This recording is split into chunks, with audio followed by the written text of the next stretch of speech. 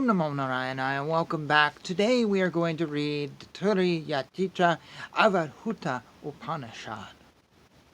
Now the grandfather of all the people, the god Brahma, respectfully approaching his father, Adi Narayana, said, "What is the path of the Advutas after the Turiyachita stage, and what is their standing?"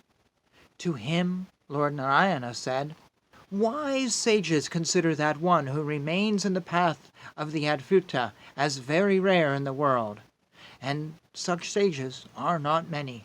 If one becomes an Advuta, he is ever pure. He is indeed the embodiment of dispassion.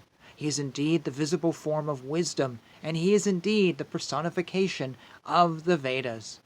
He is truly a great man, as his mind abides in me alone. Indeed, I too abide in him. In due order, having been first a hut-dwelling ascetic, he reaches the stage of a mendicant monk. The mendicant monk attains the stage of a Hamsa ascetic. The Hamsa ascetic then becomes the highest kind of ascetic, the Paramahamsa. In this stage, by introspection, he realizes the entire world as non-different from himself, renouncing all personal possessions in a reservoir of waters. Such things as his emblematic staff, waterpot, waistband, loincloth that covers his privates, and all ritualistic duties enjoined on him in a previous stage.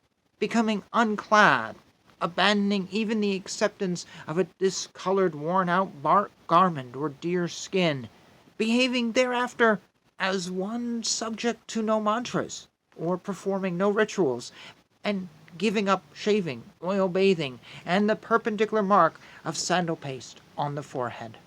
He is one terminating all religions and secular duties, free of religious merit or otherwise in all situations, giving up both knowledge and ignorance, conquering the influence of cold and heat, happiness and misery, honor and dishonor, having burnt up in advance with the latent influence of the body, censure, praise, pride, rivalry, ostentation, haughtiness, desire, hatred, love, anger, covetousness, delusion, gloating, joy, intolerance, envy, clinging to life, etc.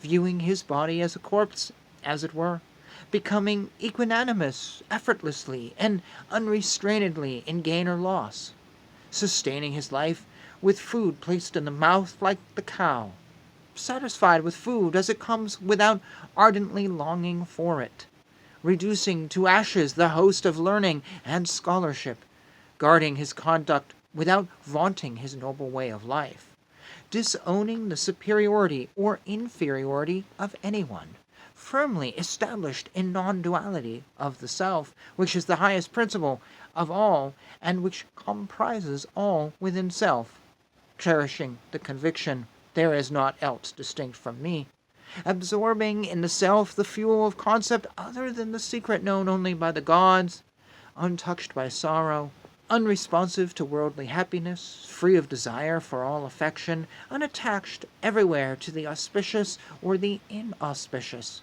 with the functioning of all senses at standstill, unmindful of the superiority of his conduct, learning, and moral merit acquired in the previous stages of his life, giving up the conduct befitting caste and stage of life, dreamless, as night and day are the same to him, ever on the move everywhere, remaining with the body alone left to him, his water pot being the watering place only, ever sensible but wandering alone as though he were a child, madman, or ghost, always observing silence and deeply meditating on the self, he has for his support the propless Brahman, forgetting everything else in consonance with the absorption of the self.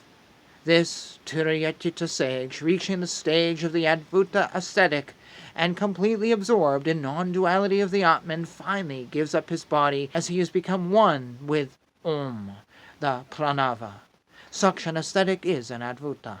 He has accomplished his life's purpose. And thus ends this Upanishad. While I was reading this, I had a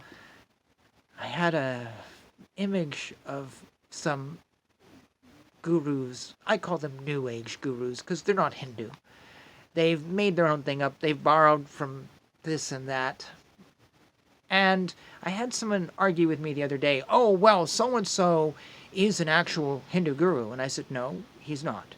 He doesn't continue the teaching of the Vedas. He doesn't do anything. His teachings are completely different. Yes, but he is realized on such a new, profound level that he created basically a whole new religion and revolutionized everything like Jesus. No. No. And now I read a text like this, and this guru who we were debating on is literally the opposite of so much of this. Like, I could go through this again and go, yep, he does this and he does this, but this says he shouldn't. He's not an Avuta if you do the opposite of everything here. This is your litmus test for New Age gurus. This is it. The only thing missing that this New Age guru does is doesn't say anything about the gods here specifically too much. Kind of does in between. This New Age guru has basically shunned all the gods. They don't exist anymore. They have no value. And yet this guy's supposed to be, the newest thing, but yet there's no gods anywhere in his world. No, he's not Jesus. Jesus may have ended the covenant of the Old Testament, but he didn't say, oh yeah, I have a brand new God. Not that one, I have a different one. And this is probably why this New Age teacher and many others don't teach this Upanishad, because if they did, they'd have to lie more than they already do. And oh yes, this is me. Don't argue with me. Don't get yourself trapped by these teachers. Right here is the truth. This is God's word. This is it.